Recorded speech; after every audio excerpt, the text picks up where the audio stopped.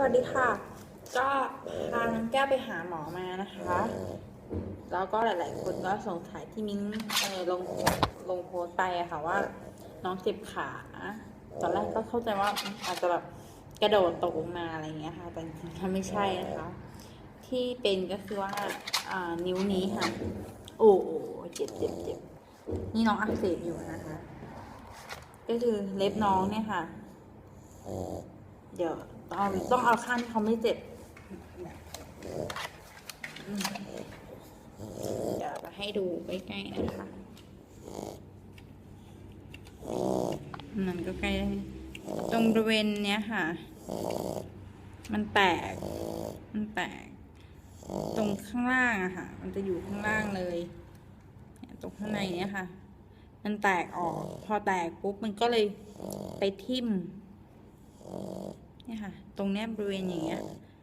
มันแตกมันก็เลยไปทิ่มออกก็คือ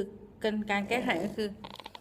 ก็ต้องตัดเล็บน้องแล้วก็ตะไบให้ดีอันนี้คือที่หมอบอกมานะคะ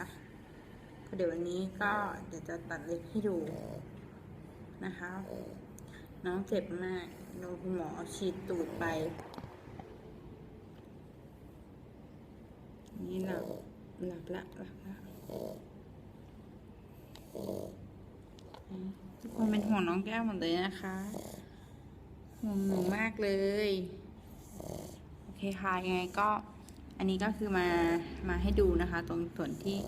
บอกไปคือตรงส่วนที่ตัดเล็บถ้าไงใครสงสัยอะไรก็ถามได้นะคะอันนี้ก็เป็นข้อคิดว่า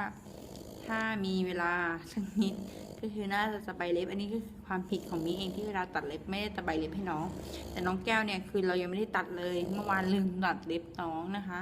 ก็อาจจะเป็นไปได้ว่าเขาไม่ได้รับเล็บแล้วเล็บเขาแตกอะไรอย่างเงี้ยค่ะหรืออาจจะเกิดจากการที่แบบเวลาเราตัดแล้วเราไม่ได้ตะไบมันก็เลยทำให้